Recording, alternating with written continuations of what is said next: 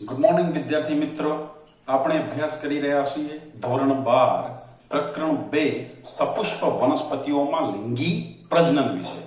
તો અહીંયા આ પ્રકરણની અંદર અગાઉના લેક્ચર્સમાં આપણે જોયું કે પવન અને પાણી દ્વારા થતું જે પરાગનયનની ઘટના કેવી હોય છે, કેવી રીતે વાયુ અને પાણી દ્વારા શું થાય છે કે પરાગનયન થતું જોવા મળે છે. આજના લેક્ચર્સની અંદર આપણે જોઈશું કે પ્રાણીઓ દ્વારા કેવી રીતે પરાગનયન થાય છે, એટલે કે જૈવિક પરાગનયન કેવું હોય છે. તો અહીંયા પ્રાણીઓ દ્વારા પરાગનયનની વાત કરીએ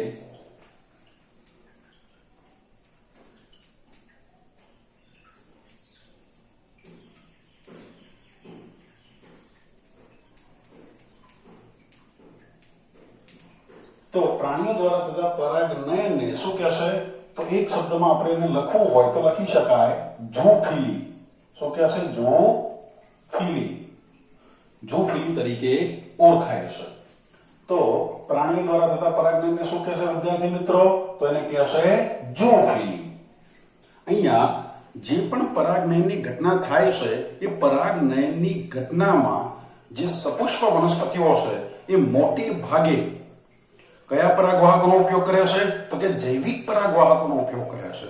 એટલે કે મોટા ભાગની વનસ્પતિઓની અંદર, અને એમાં ખાસ કરી તો સપુષ્પ વનસ્પતિઓની અંદર પરાગવાહકો તરીકે કોણ હોય છે? તો કે વિવિધ પ્રાણીઓનો એ શું કરે છે? ઉપયોગ કરે છે.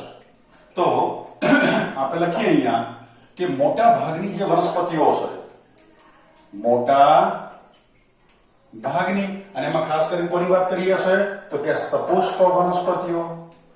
સપુષ્પ વનસ્પતિની આપણે વાત કરીએ તો સપુષ્પ વનસ્પતિઓ એ કોનો ઉપયોગ કરે છે? તો કે મોટા ભાગની સપુષ્પ વનસ્પતિઓ એ પરાગનયન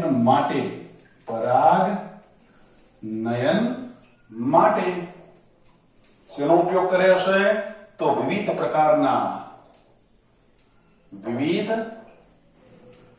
પ્રકારના શું કરે છે? પ્રાણીઓનો ઉપયોગ કરે છે. કોનો ઉપયોગ કરે છે? તો કે પ્રાણીઓનો ઉપયોગ કરે છે. તો અહીંયા મોટા ભાગની જે સપુષ્પ વનસ્પતિઓ છે એ સપુષ્પ વનસ્પતિઓની અંદર પરાગનયન માટે વનસ્પતિઓ કોનો ઉપયોગ કરે છે? તો કે પ્રાણીઓનો ઉપયોગ કરે છે. જેની અંદર આપણે જોતા હોય કે કયા પ્રાણીઓ એ સપુષ્પ વનસ્પતિઓમાં પરાગનયન ના માટે સામાન્ય પરાગવાહકો છે. તો આપણે અહીંયા જોઈએ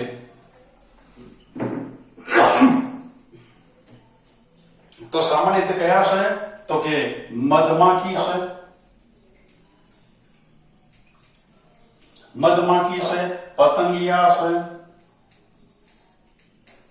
માખી છે, ભૂંગ કીટકો છે, કીડીઓ છે, માખીઓ છે, પછી ફૂદા છે, પક્ષીઓ છે. અને પક્ષીઓની અંદર આપણે જોતા હોય તો બે પ્રકારના પક્ષીઓ. એ કયા બે છે? તો એક છે જેને દેવચકલી આપણે કહીએ છીએ, અને સૌથી નાનો કાળાનો પક્ષી છે જે આપણી આસપાસ પણ જોવા મળે છે, એને કહે છે સનબર્ડ. તો કહે છે સનબર્ડ, જેને કહે છે દેવચકલી. અને બીજો છે કે જે સૌથી નાનામાં નાનો પક્ષીઓની અંદર સૌથી નાનામાં નાનો પક્ષી, જેને કહે છે હમિંગબર્ડ. શું કહે છે? હમિંગબર્ડ. અને હમિંગબર્ડ એટલે એને શું કહે છે? ગુંજન પક્ષી. એને કયા પક્ષી તરીકે ઓળખાય છે? ગુંજન પક્ષી. અને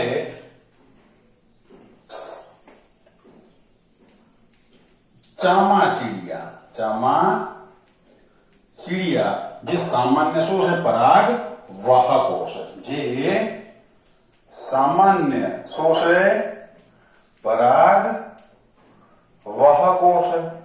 તો અહીંયા આપણે જોયું કે સપુષ્પ વનસ્પતિઓની અંદર સામાન્ય રીતે જોઈએ તો શું કહે છે કે મધમાખી છે, પતંગિયા છે, માખી છે, ભૂંગ કીટકો છે, કીડીઓ છે, માખી, ફૂદા, અને પક્ષીઓની અંદર જોતા હોય તો કયા છે? સનબર્ડ એટલે કે દેવચકલી અને હમિંગબર્ડ જેવા જે પક્ષીઓ છે અને ચામાચીડિયા જેવા પ્રાણીઓ એ સામાન્ય પરાગ વાહકો તરીકે જોવા મળે છે. અને જેની અંદર આપણે કહીએ કે સૌથી પ્રભાવી જો જૈવ વાહકો હોય તો અહીંયા જે પણ આપણે વાત કરી પ્રાણીઓની એની અંદર સૌથી પ્રભાવી જૈવિક વાહક તરીકે હોય, ખાસ યાદ રાખી લેજો, આ એમસીક્યુ માં આવી શકે. તો કયો છે વિદ્યાર્થી મિત્રો? તો કે છે કે સૌથી પ્રભાવશાળી એટલે કે પ્રભાવી જે જૈવિક વાહકની આપણે વાત કરીએ તો જૈવિક વાહક તરીકે કોણ છે? તો કે મધમાખી. મધમાખી જે સૌથી પ્રભાવી જૈવ વાહક તરીકે જોવા મળે છે. અહીંયા ઘણા બધા પ્રાણીઓ વિવિધ વનસ્પતિઓ સાથે પરાગનયનની ક્રિયા સાથે સંકળાયેલા છે, પણ એ પૈકી બધા પ્રાણીઓમાં સૌથી વધુ પ્રભાવી જૈવિક પરાગવાહક તરીકે કોણ છે? તો કે મધમાખી જોવા મળે છે. આ ઉપરાંત જોતા હોય તો આ ઉપરાંત અન્ય પરાગવાહકોની આપણે વાત કરીએ તો એ છે પ્રાઇમેટ્સ. અને પ્રાઇમેટ્સમાં કોણ છે? તો કે લેમુર. આ ઉપરાંત જોતા હોય તો જે વનસ્પતિઓમાં કોરી ખાનાર કર્તનશીલ પ્રાણીઓ, શું કહે છે? કોરી ખાનાર કર્તનશીલ પ્રાણીઓ. આ ઉપરાંત કોણ છે? તો વનસ્પતિની અંદર કોરી ખાનારા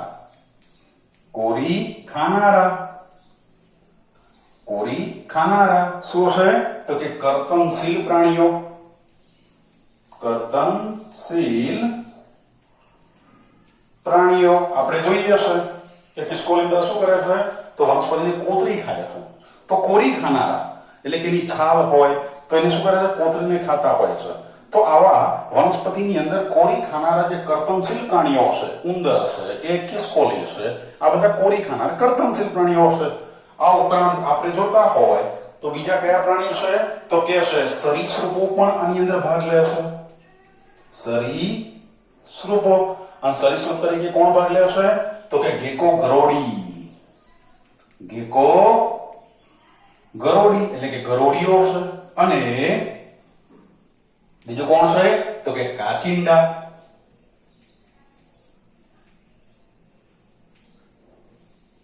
જેવા જે પ્રાણીઓ છે એ પણ પરાગવાહક તરીકે જોવા મળે છે.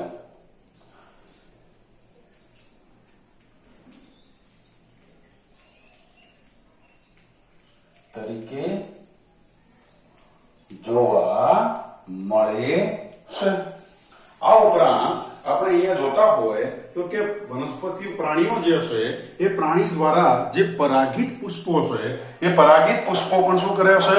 તો મોટા ભાગે પ્રાણીઓની જે પુષ્પો છે એ પ્રાણીઓ સાથે કોઈ ચોક્કસ જાતિ સાથે સંકળાયેલા છે. કે એક પુષ્પ બધી પ્રાણીની જાત સાથે પરાગનયન નથી થતું, પરંતુ કેટલાક પુષ્પો છે એ ચોક્કસ પ્રકારની જાતિ સાથે એ સંકળાયેલા છે. તો અહીંયા આપણે જોઈએ તો શું કહે છે કે પ્રાણીઓ દ્વારા જે પરાગિત વનસ્પતિઓ છે એ પ્રાણીઓ દ્વારા થતી જે પરાગિત વનસ્પતિઓના પુષ્પો મોટે ભાગે પ્રાણીઓના ચોક્કસ જાતિ માટે વિશિષ્ટ પ્રકારના શું લેતા હોય છે?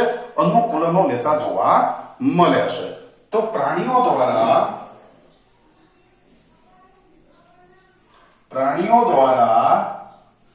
જે પરાગિત પુષ્પો છે એટલે કે પરાગિત વનસ્પતિના પુષ્પો, પરાગિત વનસ્પતિના જે પુષ્પો છે એ પુષ્પો શું કરે છે કે કોઈ ચોક્કસ જાતિ સાથે એટલે કે કોઈ ચોક્કસ જાતિ માટે વિશિષ્ટ પ્રકારના અનુકૂલનો લે છે. તો પ્રાણીઓ દ્વારા પરાગિત વનસ્પતિઓના જે પુષ્પો છે એ કોઈ ચોક્કસ પ્રાણી જાત માટે, કોઈ ચોક્કસ પ્રાણી જાત માટે એ શું લેતા હોય છે કે વિશિષ્ટ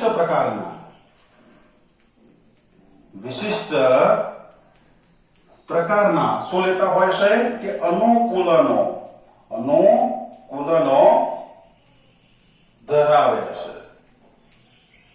એટલે કે જે સપોઝ વનસ્પતિઓ જે પ્રાણીઓ દ્વારા પરાગિત થતી હોય છે એવી વનસ્પતિના પુષ્પો છે એ કોઈ ચોક્કસ પ્રાણી જાત માટે શું લેતા હોય છે? વિશિષ્ટ પ્રકારના અનુકૂલનો ધરાવતા જોવા મળે છે. હવે આપણે જોઈએ કે આવા જે વિશિષ્ટ પ્રકારના જે અનુકૂલનની આપણે વાત કરી તો એવા કેવા અનુકૂલનો લેતા હોય છે? તો મોટા ભાગના જે કીટ પરાગિત પુષ્પો હોય છે એ કદમાં કેવા હોય છે? મોટા હોય છે, સુગંધ ધરાવતા હોય છે, મધુ દ્રવ્ય યુક્ત હોય છે, એટલે કે એની અંદર શું હોય? મધુ રસ નું પ્રમાણ કેવું હોય છે? વધારે જોવા મળે છે. એટલે કે મોટા પ્રમાણમાં શું ધરાવતા હોય છે? મધુ રસ ધરાવતા હોય છે. તો મોટા ભાગના કીટ પરાગિત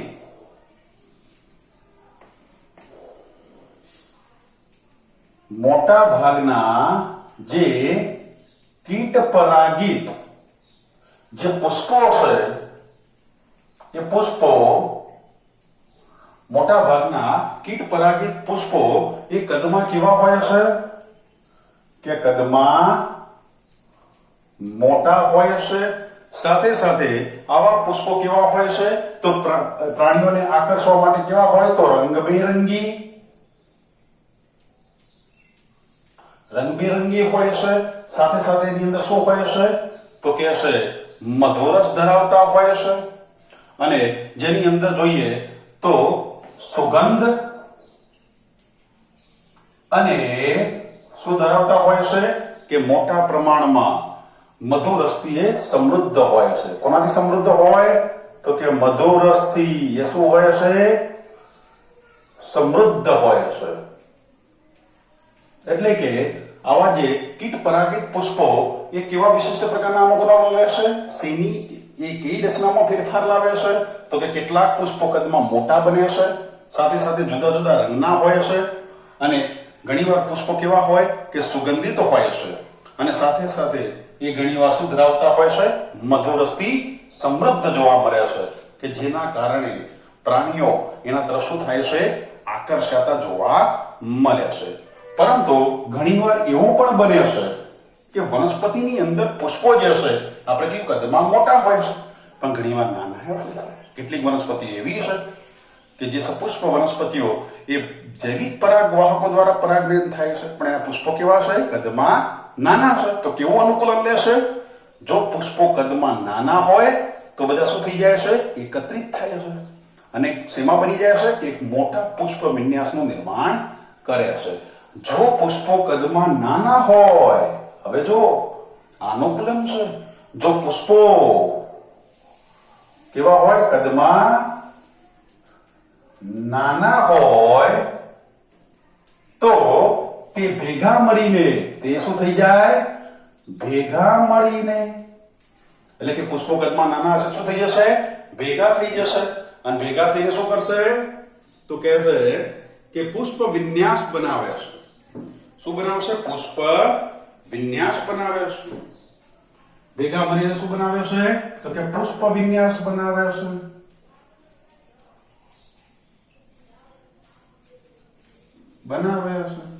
હવે આવો જે પુષ્પ વિન્યાસ હશે એ કેવો હશે? મોટો, અને કેવો બનશે? ધ્યાનાકર્ષક બનશે.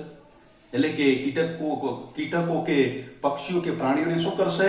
આકર્ષે. તો આવો પુષ્પ વિન્યાસ એ શું કરે છે? ધ્યાનાકર્ષક બને છે.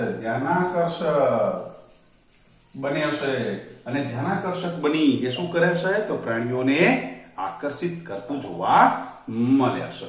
સાથે સાથે આપણે જોઈએ તો શું કહેશે? આપણે જાણીએ છે કે મધમાખીઓ હોય કે ભૂંગ કીટકો હોય, તો આવા જે પ્રાણીઓ, જે કીટકો છે એ કોનાથી આકર્ષાય છે? કે દુર્ગંધથી આકર્ષાતા હોય છે. તો કેટલીક વનસ્પતિના પુષ્પો એ કેવા બને છે? દુર્ગંધયુક્ત બને છે. સુગંધની જગ્યાએ શું થઈ ગઈ? દુર્ગંધયુક્ત બને છે. અને શું કરે છે? કીટકોને, એટલે કે માખીઓ અને ભૂંગ કીટકોને આકર્ષવાનું કામ કરે છે. તો કેટલીક વનસ્પતિના પુષ્પો, કેટલીક વનસ્પતિ જે છે એ વનસ્પતિના પુષ્પો એ કેવા બને છે? કે દુર્ગંધયુક્ત બને છે. એમાંથી શું આવે છે? દુર્ગંધ આવે છે.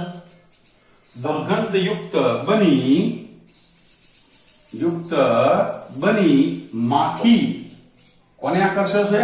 તો માખી અને ભૃંગ કીટકોને શું કરે છે? આકર્ષે છે. તો કેટલીક વનસ્પતિની અંદર જે વનસ્પતિઓ છે એના પુષ્પો દુર્ગંધયુક્ત બને છે અને દુર્ગંધયુક્ત બની શું કરે છે?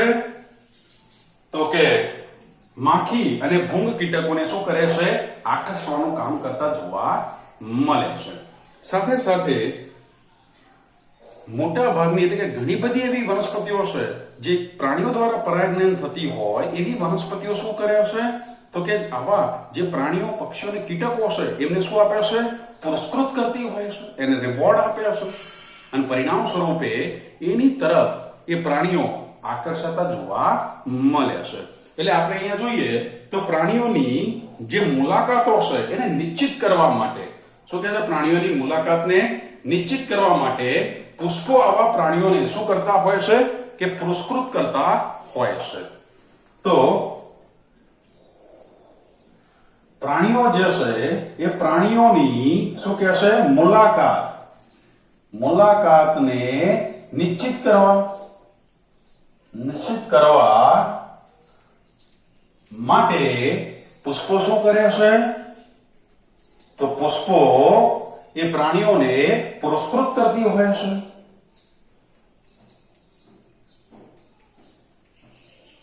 એટલે કે પુરસ્કાર આપે છે અને પુરસ્કાર સ્વરૂપે શું આપે છે?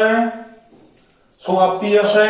તો પુરસ્કાર સ્વરૂપે પરાગરજ અને મધુરસ જે છે એ મધુરસ સ્વરૂપે શું આપે છે?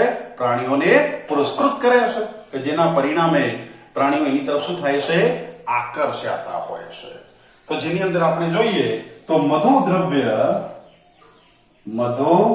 દ્રવ્ય અને પરાગરજ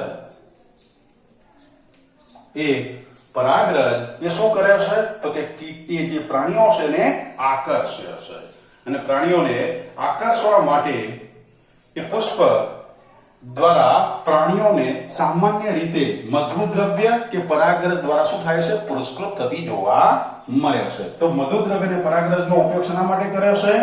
તો પ્રાણીઓને પુરસ્કૃત કરે છે. એટલે કે પ્રાણીઓને પુરસ્કાર આપે છે.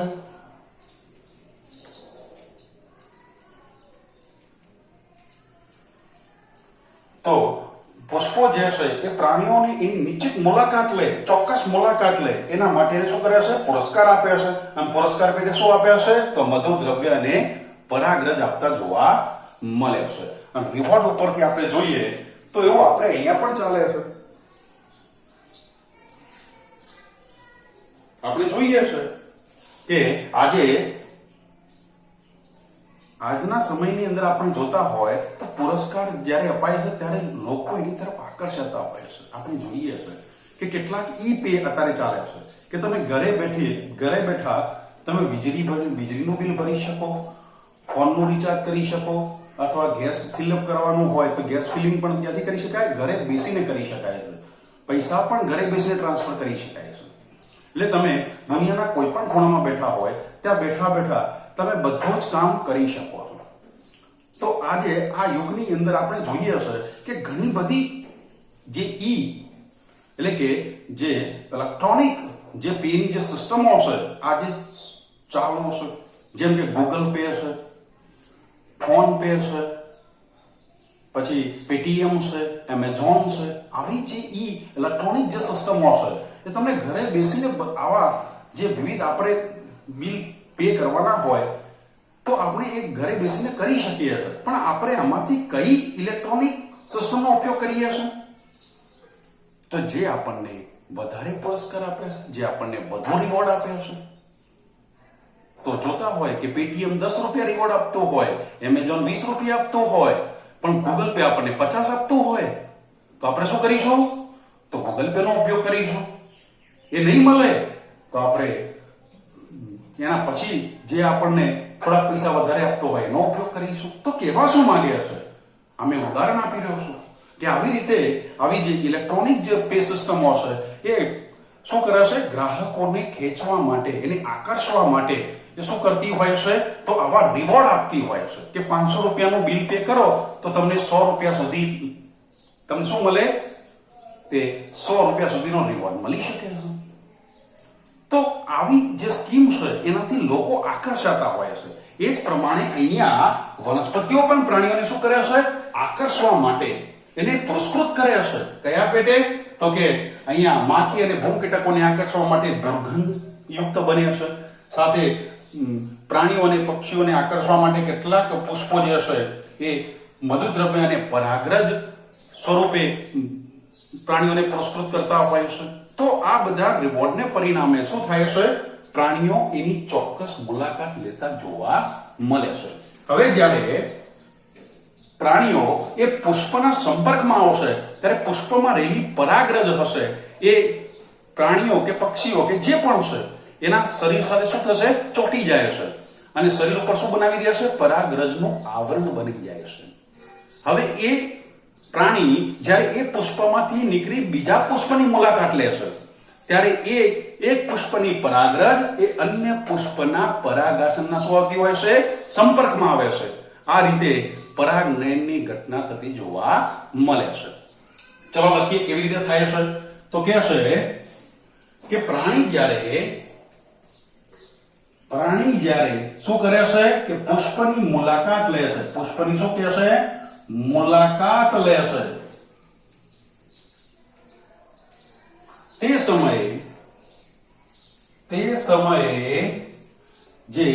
સમયે પુષ્પની પરાગરજ તે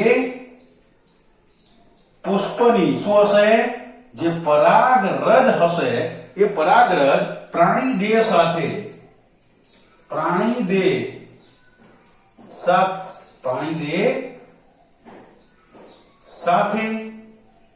શું થઈ જાય છે? કે ચોંટી જાય છે.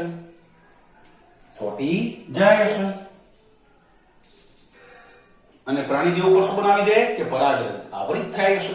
પરાગરજથી શું જાય? પ્રાણીદેહ આવરિત થાય છે. હવે જ્યારે આવું પ્રાણી જે છે એ પ્રાણી અન્ય પુષ્પની મુલાકાત લે. અન્ય પુષ્પની શું લેશે?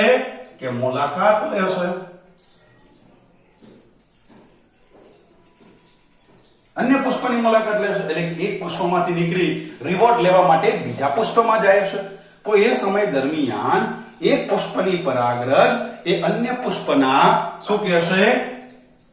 ત્યારે અન્ય પુષ્પના પરાગાસન કોના સંપર્કમાં આવે છે? પરાગાસનના શું થાય છે? સંપર્કમાં આવે છે. તો એક પુષ્પની પરાગરજ એ અન્ય પુષ્પના પરાગાસનના શું આવી ગઈ? સંપર્કમાં આવે છે. અને આ રીતે શું થતું હોય છે? કે પરાગનયન થાય છે. આ ઘટનાને આપણે શું કહીશું? પરાગનયન. એટલે કે એક પુષ્પની અંદર જ્યારે પ્રાણી મુલાકાત લેશે ત્યારે એ પુષ્પની પરાગરજ એ પ્રાણી દેહની સાથે ચોંટી જાય છે. પણ આપણને એમ થાય કે ચોંટી કેવી રીતે જાય છે? શું કહે છે? કે એ જે પરાગરજ હતી એ પરાગરજ પ્રાણી દેહ સાથે ચોંટી કેવી રીતે જાય છે? તો શું કહે છે? કે પ્રાણી જે પરાગરજ હતી એ કેવી હોય છે? કે ચિકાસયુક્ત હોય છે. પરાગરજ કેવી હોય છે? ચિકાસયુક્ત હોય છે. આ તો આપણે કીધું કે ચોંટી જાય છે. પણ ચોંટી કેવી રીતે જાય છે? કારણ કે એ જે પરાગરજ હતી એ પરાગરજ કેવી હોય છે? તો પરાગરજ કેવી હોય? ચિકાસયુક્ત હોય છે. કેવી હોય? ચિકાસયુક્ત હોય છે. અને પરિણામ સ્વરૂપે એ પ્રાણી દેહ સાથે ચોંટી જાય અને એ પ્રાણી જ્યારે એક પુષ્પમાંથી અન્ય પુષ્પની મુલાકાત લે પેલા રિવોર્ડ માટે, મધુદ્રવ્ય માટે, પરાગરજ માટે, ત્યારે શું થાય છે? તો પ્રાણી દેહ સાથે ચોંટેલી એ પરાગરજ એ અન્ય પુષ્પના પરાગાસનના સંપર્કમાં આવતી જોવા મળે છે. અને આ રીતે શું થાય છે? કે પરાગનયન થતું જોવા મળે છે. તો આ રીતે શું જોવા મળે છે? કે પ્રાણીઓ દ્વારા પરાગનયનની ઘટના થતી જોવા મળે છે. તો આજે આપણે વિદ્યાર્થી મિત્રો શું જોઈ ગયા? કે પ્રાણીઓ દ્વારા થતું પરાગનયન એટલે કે જૈવિક પરાગનયનની વાત કરી. હજી પણ આ ટોપિકને કન્ટિન્યુઅસ રાખીશું. થોડુંક બાકી છે પણ ફરી મળીશું એ જે બાકી રહી ગયેલા નવા ટોપિક સાથે. Thank you.